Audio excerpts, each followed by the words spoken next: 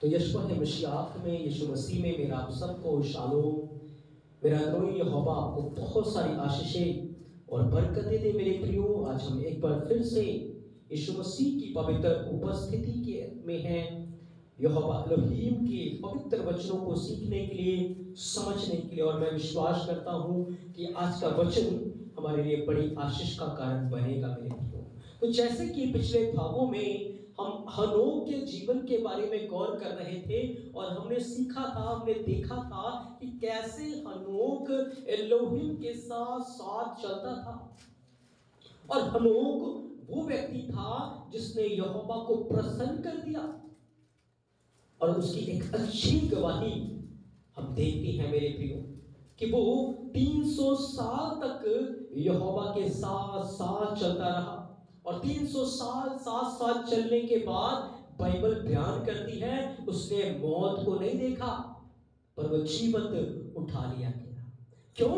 हनोक हमारे लिए बहुत जरूरी है। क्यों? हनोक के बारे में सीखना, हनोक के बारे में जानना हमारे लिए बहुत जरूरी है, क्योंकि बाइबल इस बात को बताती है कि जो लोग यहोवा को प्रसन्न करेंगे, जो लोग यहोवा के दिल के अनुसार होंगे, यीशु मसीह के दिल के अनुसार होंगे, तो मौत को नहीं देखेंगे। क्योंकि पौलुस कहता है, मैं एक भेद की बात तुमसे कहता हूं कि हम नहीं मरेंगे पर हम सब बदल जाएंगे। इसलिए यदि हम चाहते हैं कि हम बदल जाएं, हम मौत का स्वाद ना चखें और जीवन की स्वर्ग को उठा लिए जाएं, तो हमें उस बात को भी देखना है कि जो काम हनोक ने किए, कैसे उसने अपने जीवन को पवित्रताई के अंदर बना के रखा, कैसे वो यहोवा के साथ साथ चलता रहा। बिल्कुल हमें भी वो बातें अपने जीवन के अंदर लागू करती हैं। तभी मेरे प्रियो हमारे साथ भी वो होगा जो हनोक के साथ हुआ था। हम भी यहोवा के साथ साथ चल पाएंगे, हम भी यहोवा के जलाल में, उसके नूर में चल पाएंगे। और फिर एक दिन ऐसा आएगा जब हम बदल जाएंगे और बादलों के ऊपर उठा लिए जाएंगे मेरे प्रिय। मैंने आपको बताया था हनोक अपनी गुफा में चला जाता था और वहां पर वो घुटने टेक कर अपना सारा दिन, सारी रात प्रार्थना में गुजारा करता था। स्वर्गदूत आते थे और उसे स्वर्ग में ले जाया करते थे। ऐसा जीवन हनोक का था मेरे प्रियो। हम भी आज जब इस पृथ्वी के ऊपर हैं, बहुत सारे काम काज और बहुत सारी चीजों में आप व्यस्त हो सकते हैं, लेकिन मैं आपको एक बात बताना चाहता हूं, जब वो स्वर्ग में जाता था उसका मुंह पृथ्वी की ओर ही होता था, क्योंकि कोई भी यहोवा के तेज को, यहोवा के जलाल को देख ही नहीं सकता। बाइबल बयान करती है कोई भी उसके जलाल को, कोई भी उसके तेज को नहीं देख सकता, क्योंकि बाइबल कहती है वो अगम्य ज्योति में रहता है, लेकिन उसका शब्द इंसान सुन सकता है। जब सनई पहाड़ के ऊपर यहोवा उतरा, कोई इंसान उसे देख नहीं पाया, सिर्फ धधकती हुई आग नजर आ रही थी। मूसा उसके चेहरे को देख नहीं पाया, हाँ नहीं देख पाया। फिलिप्पुस ने डिमांड की कि हमें पिता को दिखा दे। यीशु ने कहा जिसने मुझे देखा उसने पिता को देखा। तो बड़े बड़े नबी, बड़े बड़े पैगंबर जब वो स्वर्गीय दर्शनों में गए, किसी ने भी यहोवा को नहीं देखा, क्योंकि कोई उसे देख ही नहीं सकता, क्योंकि वो तो अगम्य ज्योति में रहता है। पर याद रखिए उसके शब्द को सुन सकते थे, और जब वो लोग उसके शब्द को सुनते थे, उसके वचन को सुनते थे, वो उन बातों का वर्णन करते थे। और क्या आज अगर हम उस शब्द को, जो यहोवा के मुख से निकले शब्द है, जो यीशु मसीह के मुख से निकले शब्द है, जब हम उन शब्दों को सुनेंगे और अपनी आंखें और अपना ध्यान उन शब्दों की ओर लगा लेंगे, तो क्या हम स्वर्ग नहीं जाएंगे मेरे प्रियो? हम भी उसी स्वर्गीय अनुभव में आप अपने आप को महसूस करेंगे। आप अपने आप को जमीन के ऊपर महसूस नहीं करेंगे कि मैं जमीन के ऊपर हूं, पर आप अपने आप को स्वर्ग में महसूस करेंगे, कि जब आप स्वर्ग की बातों को सुनेंगे, स्वर्ग की बातों के ऊपर ध्यान लगाएंगे, स्वर्गीय बातों के ऊपर मनन करेंगे, तो आप स्वर्ग में रहेंगे मेरे प्रियो।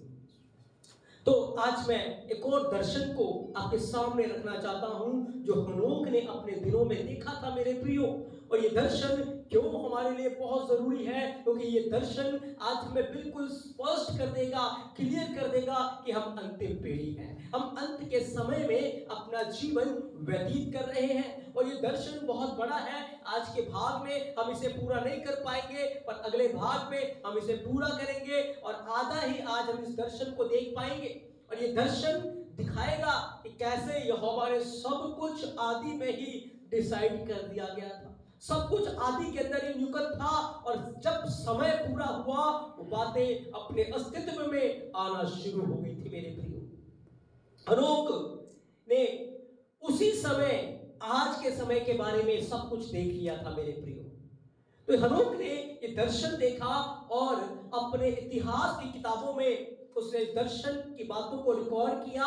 और उसने अपने बेटे मथुशले से जब बात की कि ये दर्शन की बातें वो अपने बेटे मथुशले को बताता है, और मथुशले उन सारी बातों को हनोक किताब के अंदर लिखकर मथुशले को दे देता है मेरे प्रियो। और मथुशले अपने बेटे नूह को दे देता है। और आज हमारे समय में ये बातें खुल रही हैं। तो आप इस दर्शन को बड़े ध्यान से सुने और आप बड़ी आशीष को अपने जीवन में पाएंगे, क्योंकि आप उस एलोहिम यहोवा को जानते हैं, उस एलोहिम यहोवा की परस्तिश करते हैं जिसने आदि में ही अंत की बातें बता दी थी, जिसने आदि में ही अंत की बातें बता दी थी। सब कुछ वो जानता है, कुछ भी उसकी आंखों से छुपा नहीं है। आप यदि यहां बैठे हैं वो पहले ही जानता था, आप जो करने वाले हैं वो पहले ही जानता था, वो हमारी हर बात को पहले से जानता है मेरे प्रियो। इसलिए जब हम इन बातों को सुनेंगे, जानेंगे, हमारी बुद्धि खुल जाएगी और हम उस जीवंत यहोवा की महिमा कर पाएंगे मेरे प्रियो। तो हनोक ने अपनी किताब के 84 चैप्टर के अंदर 84वें अध्याय के अंदर एक दर्शन देखा था, और इस दर्शन को उसने मथुशले के साथ बांटा था मेरे प्रियो। क्या उसने दर्शन देखा? उसने बताया, तब मेरे पास एक और दर्शन था जिसे मैं तुम्हें फिर से समझाऊंगा। हे मेरे बेटे। और हनोक उठ खड़ा हुआ और अपने बेटे मथुशले से कहा, मुझे मेरे बेटे तुमसे बात करने दे, मेरे मुंह का शब्द सुन और अपने पिता के दर्शन और सपन को सुन। तेरी मां से विवाह करने से पहले मेरे पास मेरे बिस्तर में एक दर्शन था। ये बात हनोक मथुशले को कह रहा है मेरे प्रियो। आगे उसने कहा, जिसमें पृथ्वी से एक सांड निकल रहा था। एक दर्शन उसने देखा, उस दर्शन में एक सांड को पृथ्वी से निकलते हुए देखा। अब ये सांड कौन था? ये आदम था, क्योंकि यहोवा पक्षियों में, जानवरों में होकर जो कुछ पृथ्वी के अंदर होने वाला था उन सारी बातों को हनोक के ऊपर प्रकट कर रहा था मेरे प्रियो। उसने कहा, एक सांड निकल रहा था और यह सांड सफेद था। और ये सांड कौन था? आदम था। फिर एक गाय आई। ये गाय कौन है? ये हवा है मेरे प्रियो, हवा आई। और उसके साथ दो छोटे बछड़े थे, जिनमें से एक काला और दूसरा लाल था। तो जब आदम और हवा आए तो उनसे जो पहली संतान उत्पन्न हुई, कैन और हाबिल, दो संतान उत्पन्न हुई। और उसी बात को हनोक दर्शन में देख रहा है। आगे उसने बताया कि जिसमें से एक तो काला था और दूसरा लाल था। ये काला वाला कौन है? ये कैन है। काला बुराई को दिखाता है, इसलिए उसे काला बोला है, दुष्टता को दिखाता है। और दूसरा लाल था। आगे उसने कहा, काले ने लाल को मारा और पूरी पृथ्वी पर उसका पीछा किया। तो कैन ने हाबिल को मारा था। ये बात दर्शन में हनोक देख रहा है मेरे प्रियो। उसी क्षण मैंने लाल बछड़े पर अधिक ध्यान लगाया, लेकिन काला चरम अवस्था पर आ गया और उसके साथ एक गाय थी। फिर मैंने इस जोड़े से पैदा हुए बहुत सारे सांडों को देखा जो उनके जैसे थे और उनका अनुसरण करते थे। क्या हुआ? जब कैन ने हाबिल को मार दिया था तो उसके बाद जब वो श्रापित हो गया, और बाइबल बयान करती है उसने जाकर नगर बसा लिया, उसने शादी कर ली और क्या किया, नगर बसा लिया, श्रापित हो गया, नगर बसा लिया और उसकी संतान उत्पन्न हुई। और वो संतान भी कैसी थी, बड़ी दुष्ट थी, पाप में लौलीन थी, पाप में लिप्त थी। ये बातें हनोक के ऊपर खुल रही हैं। आगे उसने इस दर्शन में कहा, फिर मैंने इस जोड़े से पैदा हुए बहुत सारे सांडों को देखा जो उनके जैसे थे और उनका अनुसरण करते थे। और पहली गाय पहले सांड की उपस्थिति से बाहर निकली, वह लाल बछड़े को ढूंढती रही लेकिन उसे नहीं मिला। आपको पता है बाइबल के अंदर हवा हाबिल को ढूंढ रही थी लेकिन उसका पता नहीं लग रहा था। हाबिल मर चुका था, भूमि ने उसके खून को पिया था। वही बात लिखी है। और वह उसकी तलाश में कहरा रही थी और उसने अपना रोना जारी रखा जब तक कि सांड उसके पास नहीं पहुंचा। उसी क्षण से उसने शिकायत करना और कहराना बंद कर दिया। फिर उसने एक सफेद सांड को जन्म दिया। यानी कि जब हाबिल की मौत हो गई थी और आदम अपनी पत्नी के पास गया तो किसका जन्म हो गया, एक और सफेद सांड का, यानी कि सेत का। सेत का सफेद कलर राइचियसनेस की और धार्मिकता की ओर यहां इशारा कर रही, दिखा रही थी मेरे प्रियो। तो ये बातें दर्शन में हनोक के पास पहुंची। आगे उसने कहा, इसके बाद एक कई सांड और दूसरे बछड़े, और मैं भी अपने सपन में एक सफेद बैल रहता हूं। हनोक ने कहा कि जिस सपन को मैं देख रहा हूं उसमें मैं क्या हूं, एक सफेद बैल के समान। मैं एक सफेद बैल की तरह हूं और जो एक सफेद बैल बनते हुए उसी तरह बढ़ता है और समाप्त होता है और उसे कई अन्य बैल निकल कर आए जो उसके जैसे। यानी कि हनोक की वंशावली से क्या हुआ था, और भी धर्मी लोग आए। जैसे हनोक से मथुशले आया, मथुशले से लेमेक आया, लेमेक से नूह आया। ये क्या है, ये सफेद बैल है। तो हनोक इन सारी बातों को उस दर्शन के अंदर देख रहा था। आगे उसने बताया, और उन्होंने अन्य बैलों को उत्पन्न करना शुरू किया जो उसके समान थे और वे एक के बाद एक क्रम में आते थे। तो उसने बताया कि उसी की वंशावली से फिर कौन आया, नूह आया, और नूह से और भी संतानें उत्पन्न हुई जिनका नाम शेम, हाम, यपेत था ना। तो वो संतानें उत्पन्न हुई और फिर हनोक ने आगे क्या सपन में देखा, फिर मैंने ऊपर देखा और मेरे सिर के ऊपर आकाश को देखा और देखो एक तारा आसमान से गिरा। एक तारा आसमान से गिरा। ये तारा कौन है, ये एंजल है, ये स्वर्गदूत है। क्योंकि मैंने आपको बताया था ना कि 200 स्वर्गदूत हार्मोन के पहाड़ के ऊपर उतरे थे जिन्होंने आपस में वाचा बांधी कि हम मनुष्य के पुत्रियों के पास जाएंगे और उनसे बच्चे उत्पन्न करेंगे। उन्होंने पूरी पृथ्वी को बिगाड़ दिया था, बर्बाद कर दिया था। वही बातें हनोक अपने दर्शन में देख रहा था। आगे कहा, और वह इन सांडों के बीच में खड़ा था और उनके साथ चढ़ने लगा। यानी कि स्वर्गदूत इंसान के रूप में आकर इंसान की नकल करने लगा, इंसान के जैसे काम करने लगा और उसने इंसान को भ्रष्ट कर डाला। इंसान को पूरी तरह उसने करप्ट कर दिया, पूरी तरह उसने इंसान को पाप में गिराकर बर्बाद कर दिया। उसी बात को हनोक एक दर्शन में, एक सपन में देख रहा था। फिर मैंने अन्य लंबे काले सांडों को देखा, क्योंकि जो स्वर्गदूतों से संतानें उत्पन्न हुई थी वो लंबे थे, 36-36 फुट लंबे, 18-18 फुट चौड़े, इतने विशाल वो दानव थे। जब उनके युवा बछड़े उनके साथ विलाप करने लगे तो देखो वे लगातार चारागाह और अस्तबल बदल रहे थे। और फिर से आकाश की ओर देखते हुए मैंने कई अन्य सितारों को नीचे आते देखा जो उस पहले सितारे की ओर दौड़े। यानी कि उस स्वर्गदूत के साथ और भी स्वर्गदूत गिराए गए। युवा बछड़ों के बीच सांड उनके साथ थे और उनके साथ चल रहे थे। मैंने इन चीजों को देखा और उसकी प्रशंसा की और गायों पर चढ़ने के लिए अब बैल गर्म होना शुरू हो गए। गायों जिन्होंने गर्भ धारण किया था, हाथियों, ऊंटों और गधों को जन्म दे दिया। और सांड इस राक्षस पीढ़ी से भयभीत थे। यानी कि हनोक क्या देख रहा है? एक राक्षस पीढ़ी, एक दानवीय पीढ़ी पैदा हो रही है, उत्पन्न हो रही है। और तुरंत वे उन्हें काटना शुरू हो गए और उन्हें सींग मारने लगे और हाथियों ने सांडों को निगल लिया। यानी कि जो दानव उत्पन्न हुए थे उन्होंने क्या किया? मनुष्यों को खाना शुरू किया, मनुष्यों का खून पीना शुरू किया और पृथ्वी को बुराई से पूरी तरीके से भर दिया मेरे प्रियो। फिर कहा, मैंने उन्हें फिर से देखा और उन्हें एक दूसरे को भक्षण करते हुए, एक दूसरे को मारते हुए देखा। मैंने सुना कि पृथ्वी कहरा रही थी। फिर मैंने अपनी आंखें दूसरी बार आसमान की तरफ उठाई और दूसरे दर्शन में मैंने एक श्वेत पुरुष की तरह पुरुषों को बाहर आते देखा। वहां एक था और 3 अन्य उसके साथ थे।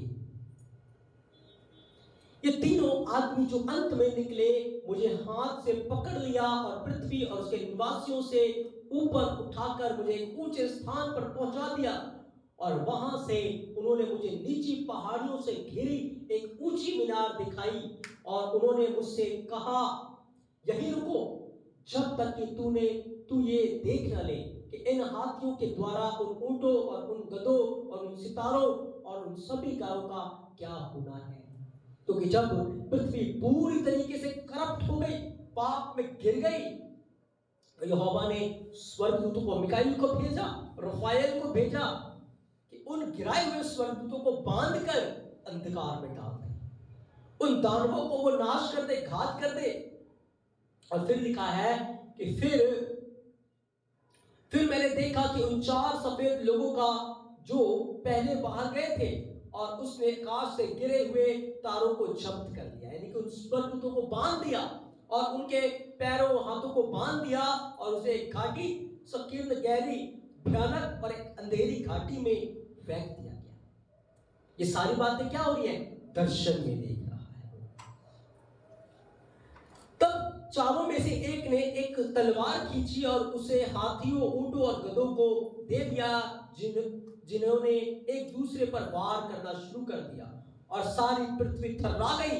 और मेरे दर्शन में देखा, मैंने उन 4 पुरुषों में से एक को देखा जो स्वर्ग से आए थे, उसने सभी बड़े तारों को जमा किया और पकड़ा और उसने उन सभी को हाथों और पैरों से बांधकर पृथ्वी के गुफाओं में फेंक दिया। ये सारी बातें हनोक किसमें देख रहा है?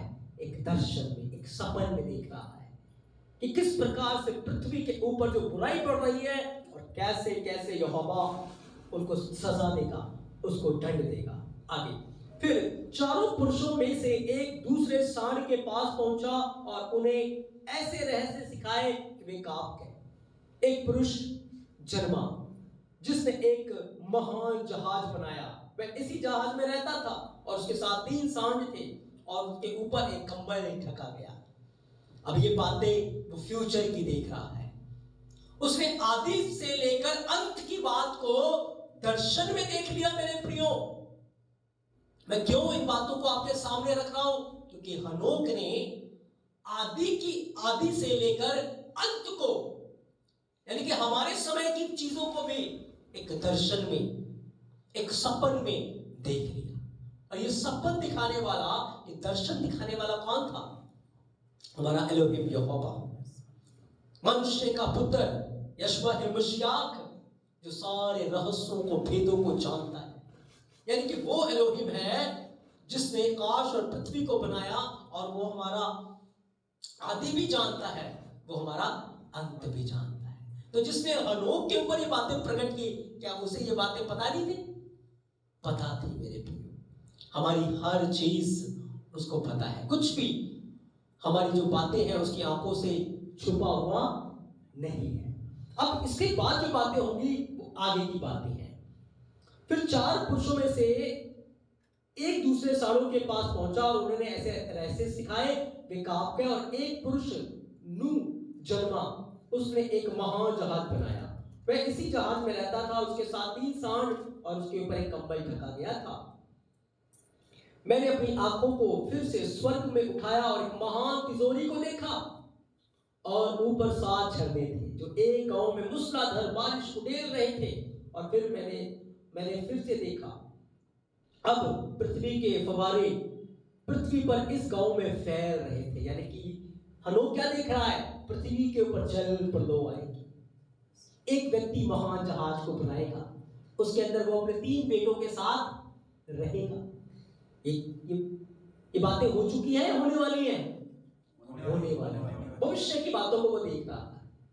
फिर और पानी पृथ्वी पर भंवर करने और उठने लगा, और मैं इस गांव को और न देख सका, क्योंकि वह पूरा पानी से ढका हुआ था। वास्तव में पानी अंधकार बादल का बहुत बड़ा लेन देन था, और यहाँ पानी की ऊंचाई सभी गांव की ऊंचाई को पार कर गई थी। पानी ने उन सभी को पूरी तरह ढाक दिया और पृथ्वी को छा लिया था। ये बातें हनोक दर्शन में देख रहा है आगे। और वहां एक साथ इकट्ठा सभी सांड पानी में डूब गए और नष्ट हो गए, लेकिन जहाज उन्हीं पानी की सतह पर तैरता था।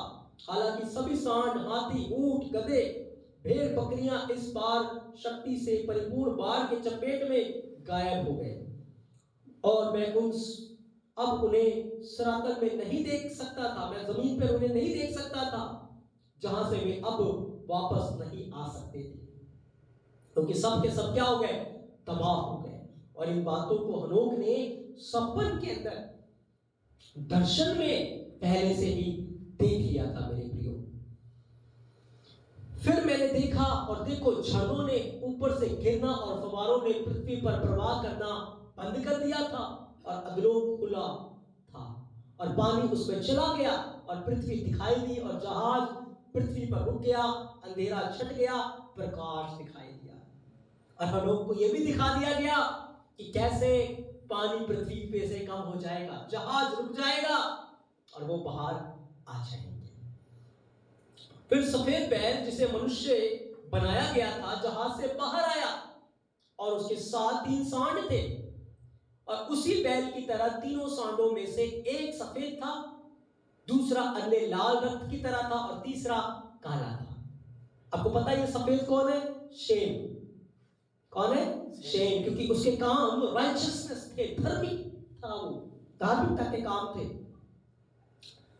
दूसरा लाल था या पेद, और तीसरा काला, यानी कि हाम, जो श्रापित हो गया था। वह सफेद सांड दूसरों के पीछे हट गया, और मैदान के पशु और पक्षी गुणित होने लगे, और इन जानवरों की भिन्न प्रजातियां, शेर, बाघ, भेड़िए, कुत्ते, जंगली सुअर, लोमड़ी, ऊंट, सुअर जमा हुए। सारस, पतंगे, गिद्ध, कोना, गांव, कौवे, और उनमें से एक सफेद बैल पैदा हुआ। आपको पता है यहाँ पर जो जानवरों की और पक्षियों की बहुत सारी कैटेगरी बताई गई है। ये जानवर, ये पक्षी नहीं है, पर ये इंसान की अलग अलग प्रजातियां हैं। कुछ सुअर के समान है प्रजातियां, कुछ गाय के समान है, कुछ कुत्तों के समान है, कुछ गधों के समान है, कुछ जंगली सुअर के समान है, कुछ ऊंट के समान है। भिन्न भिन्न प्रकार की प्रजातियां क्या हुआ, पृथ्वी के ऊपर उत्पन्न होना शुरू हो गए। फिर कहा एक सफेद बैल पैदा। ये सफेद बैल कौन था? अब्राहम। कौन था? अब्राहम, क्योंकि अब्राहम पैदा हुआ, और लिखा है एक दूसरे को काटने लगे, और सफेद गोमांस जो उनके बीच पैदा हुआ था वह गर्म होता, और एक सफेद बैल पैदा होता, और फिर एक बार गर्म होता, जो सफेद गोमांस था वह भी उसके द्वारा जन्मा था।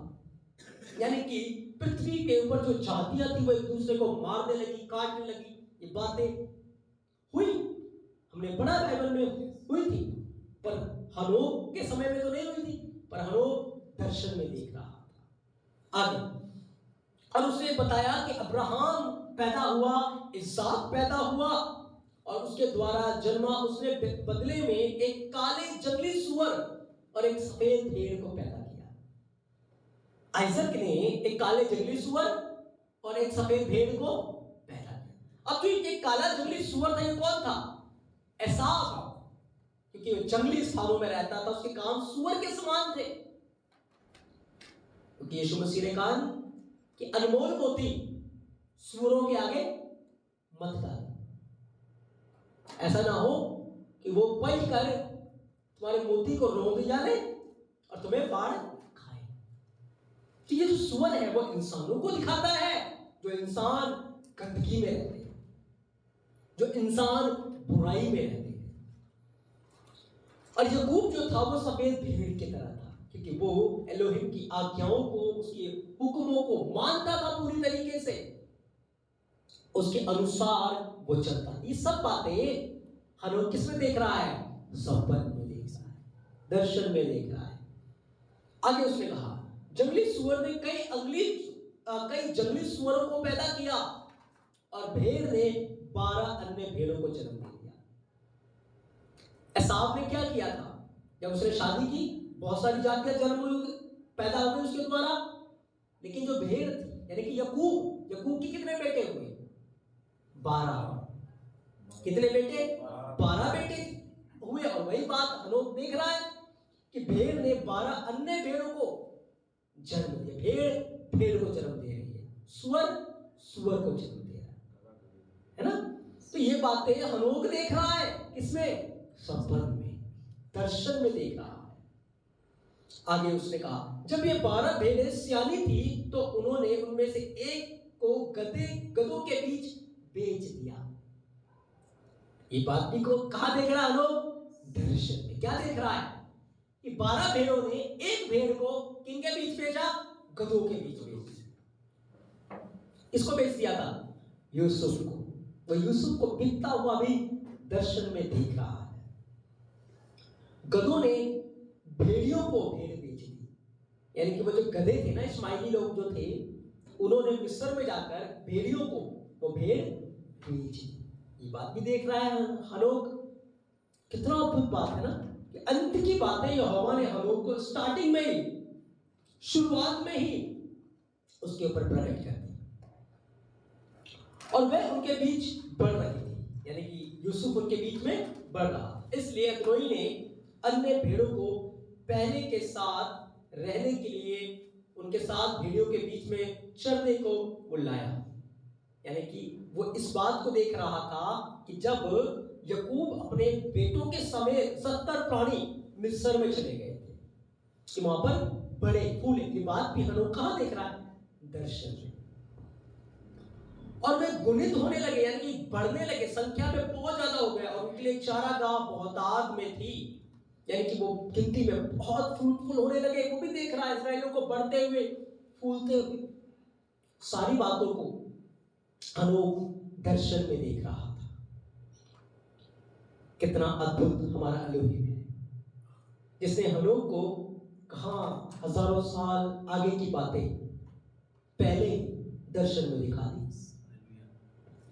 आगे उसने बताया, लेकिन भेड़ियों ने उन्हें डराना और सताना शुरू कर दिया और उन्होंने उसके बच्चों का विनाश करना शुरू कर दिया। किसने? भेड़ियों ने। जब इस्राएली लोग मिस्र के अंदर थे तो क्या हो रहा था? उनके बच्चों को मार रहे थे, उनको सता रहे थे, उनको भयानक पीड़ाएं दे रहे थे। तो ये बात कौन देख रहा है पहले से? हनोक पहले ही ये बातों को देख रहा था और उन्हें एक महान नदी की गहराई में रख दिया।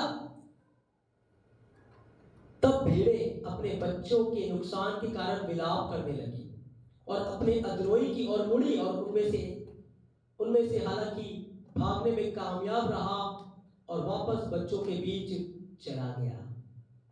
यानी कि जब सब नाश हो रहे थे, सब कत्ल हो रहे थे, एक बच निकला था। कौन बच निकला था? मूसा बच निकला। और फिर यीशु मसीह यहोवा उनसे वापस बच्चों के बीच में ले आए। इसी बात को हनोक देख रहा है। और मैंने भेड़ों को तब तक विलाप करते हुए, प्रार्थना करते हुए और अद्रोही से याचना करते हुए देखा अपनी पूरी ताकत के साथ, जब तक कि अद्रोही अपने प्रवास के शीर्ष से उनके रोने पर अपने स्वर्गीय स्थान से नहीं उतरा। उन्होंने देखने की दया दिखाई। ये बात हनोक देख रहा है कि इस्राएली लोग मिस्र के अंदर कहरा रहे हैं, रो रहे हैं, विलाप कर रहे, प्रार्थना कर रहे हैं। और उनकी प्रार्थना तब तक नहीं रुकी जब तक यहोवा ने प्रार्थना सुनेंगे, जब तक वो स्वर्ग से जमीन पर नहीं आ गया उन्हें बचाने के लिए। ये सब बातें हनोक दर्शन में देख रहा था। ये हनोक के आने के 1000 सालों की बात है। जब हनोक चला गया उससे कितने आगे की बात है? हजारों सालों की बात है। लेकिन वो पहले ही इन बातों को देख रहा है।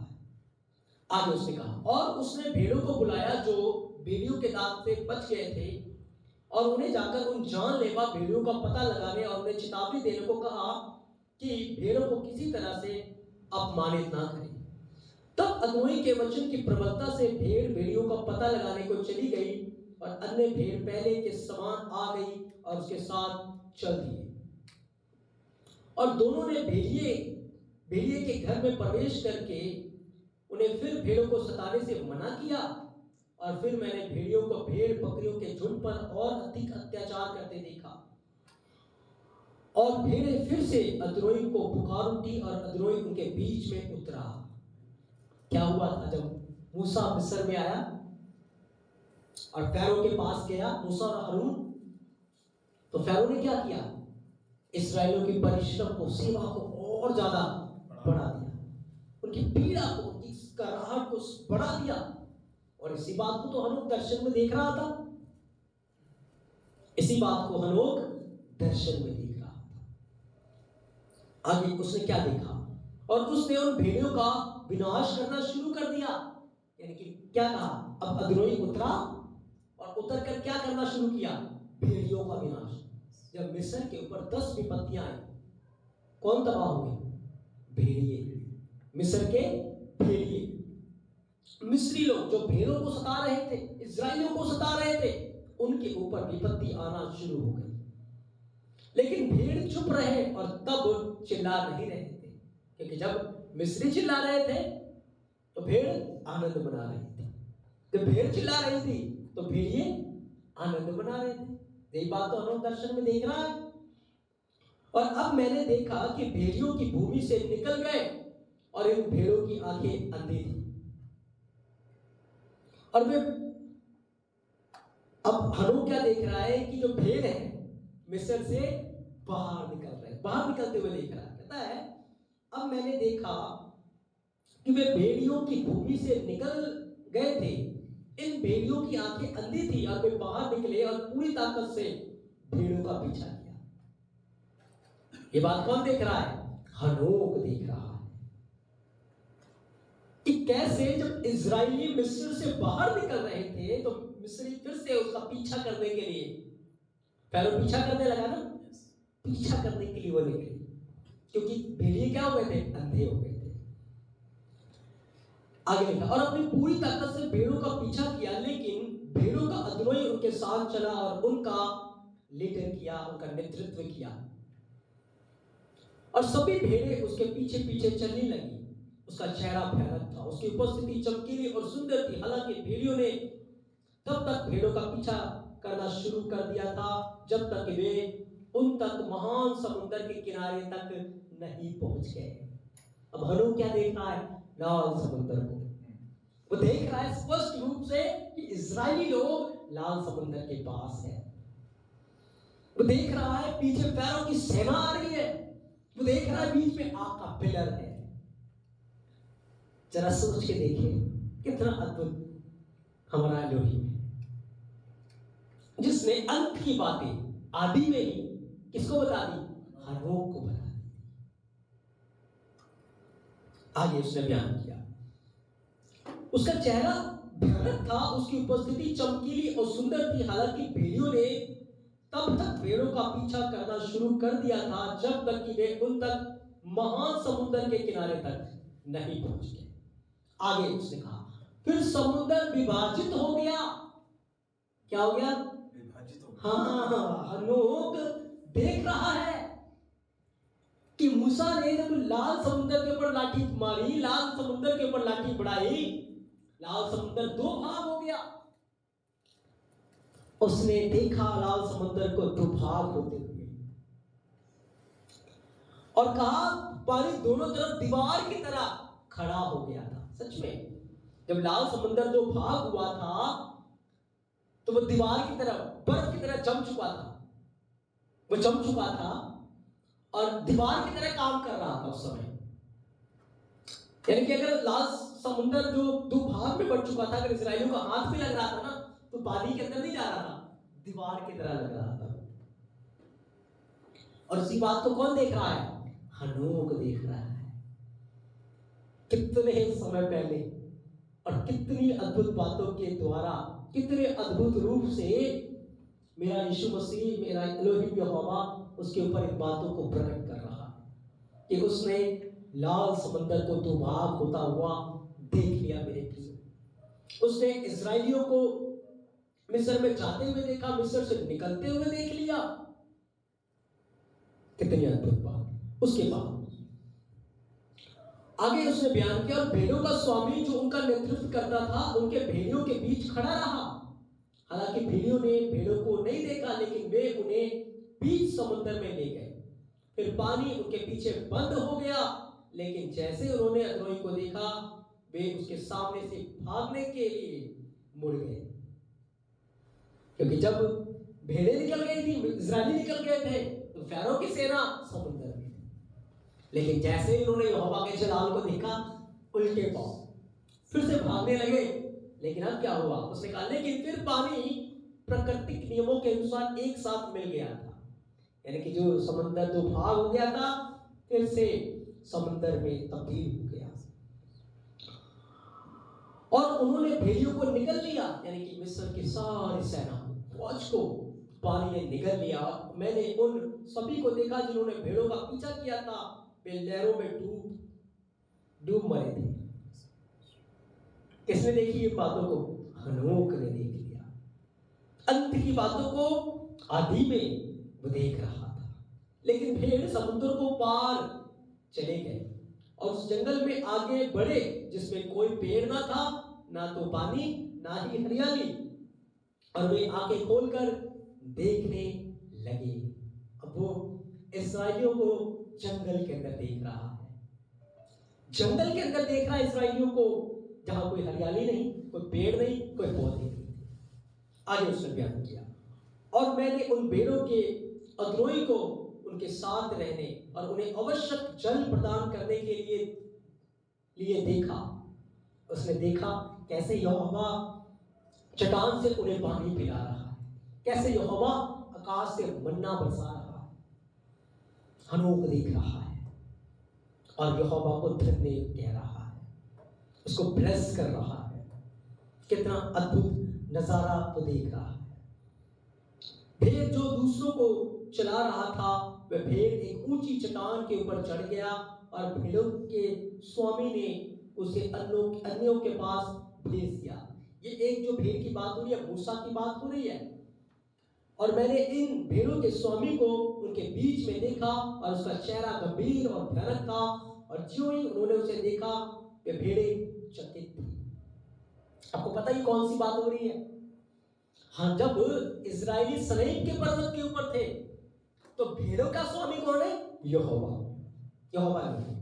तो भेड़ों के स्वामी ने एक भेड़ को अपने पास बुला लिया, यानी कि मूसा को अपने पास पर्वत के ऊपर बुला लिया था। और क्या हुआ था, जब उसने पर्वत के पास बुला लिया तब सारे लोगों ने उसके जलाल को, उसके नूर को अद्भुत रीति से देखा मेरे प्रियो। और सभी ने कांपते हुए उस भेड़ को जो उन्हें ले जा रहा था, एक अन्य को जो उसके साथ था भेजा, और उन्होंने उससे कहा हम न तो अद्रोही के सामने खड़े हो सकते हैं और ना ही उसके चेहरे को देख सकते हैं। फिर भेड़ जिसने उनका नेतृत्व किया फिर से पर्वत की चोटी पर चला गया। ये वही बातें हो रही है ना, जब यहोवा उनसे वचन में बात कर रहा था। तब भेड़ों ने क्या कहा था इस्राएलियों कि हम उसके रूप को नहीं देख सकते, हम उसके जलाल को नहीं देख सकते। मूसा को कहा तू हमारे लिए बात कर, और मूसा फिर से कहां चला गया था? पहाड़ के ऊपर। तो ये बातें आदि में ही यहोवा हनोक के ऊपर प्रकट कर रहा था मेरे प्रियो। और दूसरी भेड़ें अंधी होने लगी और भेड़ों के द्वारा जो मार्ग उन्हें दिखाया गया था वे उसे भटक गई, लेकिन वह इसके बारे में कुछ न जानता था। और अदोनी उनसे क्रोधित था, और जब भेड़ों को पता चला कि वह पहाड़ के नीचे चला गया है, नीचे क्या चल रहा है, उसने उतरने में जल्दबाजी की और उन तक पहुंच उसने बहुतों को पाया। ये कौन सी बात हो रही है? जब मूसा पर्वत के ऊपर चला गया तो नीचे जो भेड़ें थी वो कहता अंधी होने लगी, उन्होंने मूर्ति बना ली थी, खेलने लगे, पाप करने लगे थे। वही तो बातें देख रहा था। सारी बातें कहां देख रहा हूं? सब दर्शन में पहले से देख रहा है। जो अंधे हो चुके थे उन्होंने अपना रास्ता छोड़ दिया था, और जब दूसरी भेड़ों ने उन्हें देखा तो वे उसकी मौजूदगी से डरने और कांपने लगे, और वे अपनी भेड़शाला में वापस लौटना चाहते थे, यानी कि मिस्र वापस लौटना चाहते थे। ये बातें तो हनोक देख रहा है। फिर तो यह भेड़ अन्य भेड़ों को अपने साथ लेते हुए उन लोगों के पास पहुंची जो खो गए थे, और वह उन्हें मारने लगी। वे उसकी उपस्थिति में भयभीत थे, इसलिए वह उन्हें जो भटक गए थे वापस मोड़ कर लाई। मैंने दर्शन में यह भी देखा कि यह भेड़ मनुष्य बन गया, और उसने अद्रोही के लिए चरवाहे का तंबू बनाया, और वह उन्हें वहां स्थापित किया। उसने देखा ये जो भेड़ है, मूसा है, वो मनुष्य बन गया। उसने क्या बनाया? मिलाप वाला तंबू बनाया, यानी कि हनोक मिलाप वाले तंबू को बनता हुआ देख रहा था। मेरे प्रियो, कितनी अद्भुत बातें! मेरा एलोहिम यहोवा अंत की बातें आदि में ही प्रकट कर रहा है।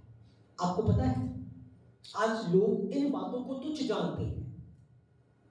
आज लोग इन बातों को तुच्छ जानते हैं। कैसे? अंत में क्या होने वाला है यहोवा ने पहले से ही इस किताब के अंदर लिखकर हमें दे दिया है। हमें पता है कि आने वाले दिनों में क्या कुछ होगा। क्या हमें पता नहीं? क्या हमें पता नहीं? उस समय हम लोग ने इन बातों को लिया था, और आज हम अपने कानों से इन बातों को सुन रहे हैं। क्या हम धन्य नहीं? हम धन्य हैं मेरे प्रियो। वही यहोवा जिसने हनोक से बात की थी, आज भी इन वचनों के द्वारा आपसे मुझसे बात कर रहा है। आप अपने आप को साधारण न समझें, पर वही यहोवा जिसने हनोक के ऊपर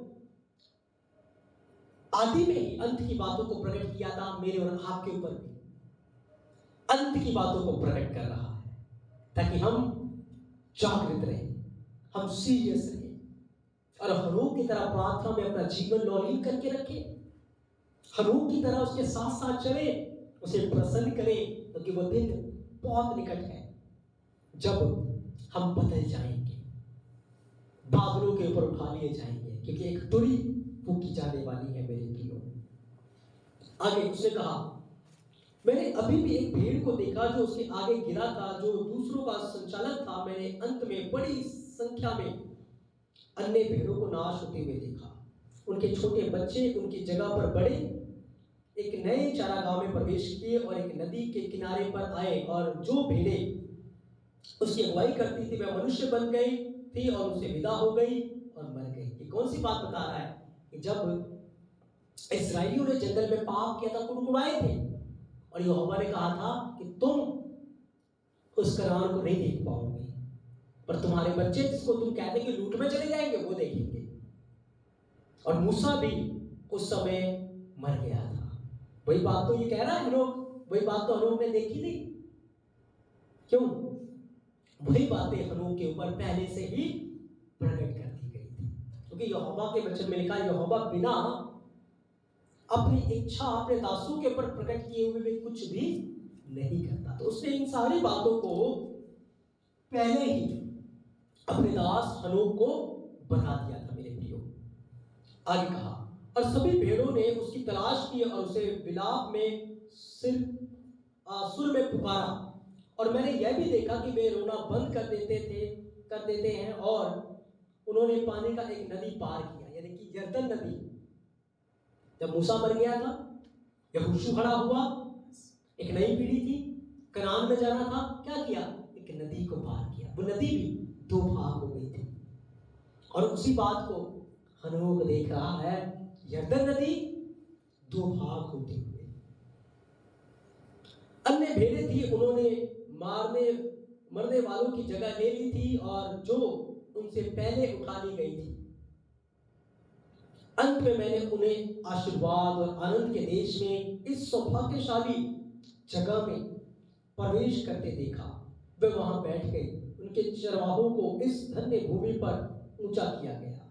उनकी आंखें कभी कभी खुलती हुई होती थी और कभी कभी अंधी हो जाती थी, जब तक वे उनके मध्य में एक भेड़ ना उठे, उनका नेतृत्व ना करे, ताकि वह उन सबको लौटा लाए, उनकी आंखें खोले।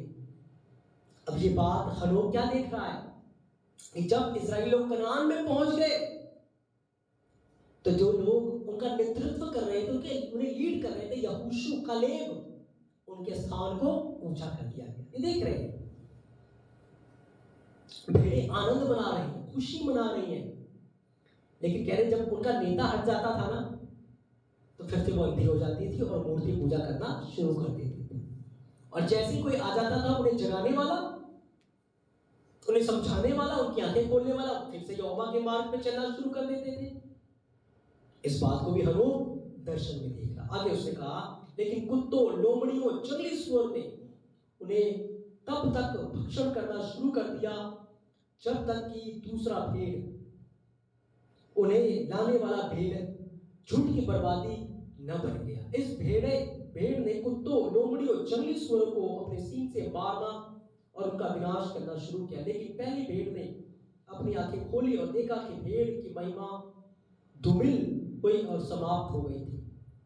आपको पता है, जब आप न्यायों की किताब पढ़ेंगे तो कैसे इजराइलियों को गुनाह उनको गुलामी में ले जाते थे, और एक शूरवीर सूरमा उठा, सिमसोन, जिसने सबको मारा और भेड़ों को उसने बचाया।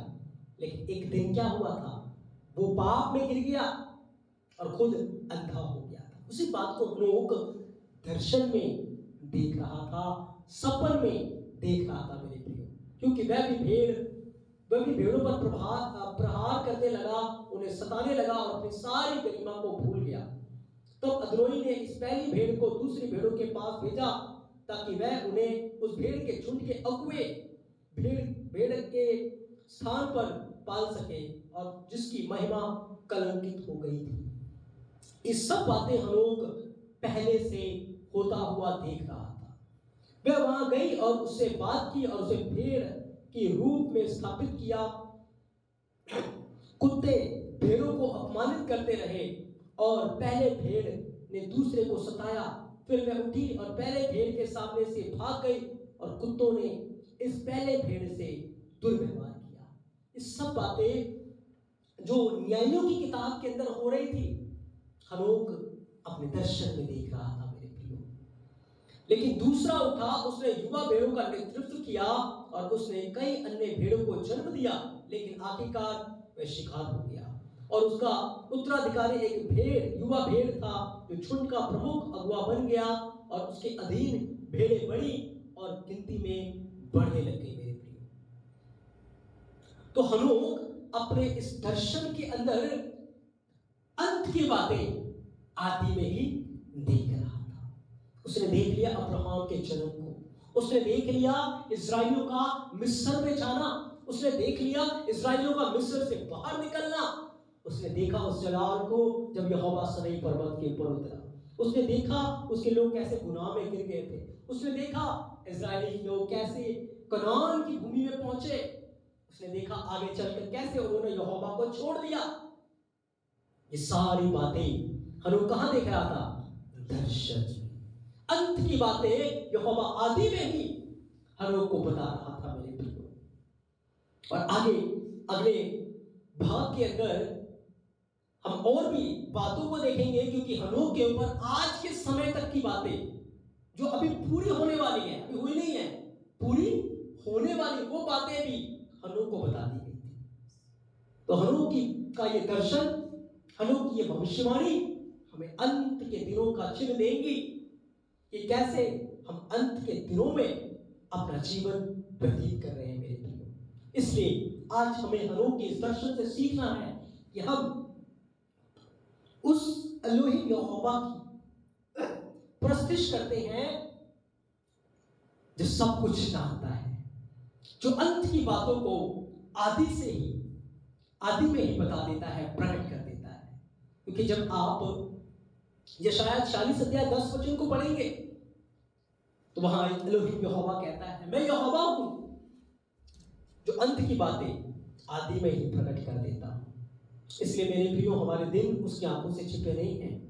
हमारा जीवन, हमारी पीड़ाएं, हमारी परेशानियां, हमारे दुख, हमारे कलेश उसकी आंखों से छिपे नहीं है। लेकिन यदि मैं और आप हनोक की तरह अपना जीवन बनाएंगे, हर समय हर पल यहोवा को प्रसन्न करने के बारे में सोचेंगे, क्योंकि अब तक क्या होता है, हम मनुष्यों को प्रसन्न करने में लगे रहते हैं, हम इंसानों को खुश करने में लगे रहते हैं, हम अपने परिवार, अपने घर, अपने बच्चों, अपनी बीवी को प्रसन्न करने में, खुश करने में लगे रहते हैं। लेकिन यदि मैं और आप हनोक की तरह यहोवा को खुश करने में लगे रहेंगे, यीशु मसीह को खुश करने में लगे रहेंगे, तभी मेरे प्रियो ये बड़ा काम हमारे ऊपर होगा कि अंत की बातें आदि में ही हमारे ऊपर खुलना शुरू हो जाए। हम यहोवा को प्रसन्न कर पाएंगे, और जो यहोवा को प्रसन्न करते हैं वो मौत को नहीं देखेंगे, वो बदल जाएंगे और वो जीवन की बादलों के ऊपर उठा लिए जाएंगे, जैसे हनोक उठा लिया गया था मेरे प्रियो। इसलिए आए हर समय हर पल अपना ध्यान, अपना जीवन यहोवा को प्रसन्न करने में लगा के रखें, ताकि हमारे जीवन से सिर्फ हमारे एलोहिम यहोवा को, यीशु मसीह को महिमा मिलने पाए। आमेन, आमेन।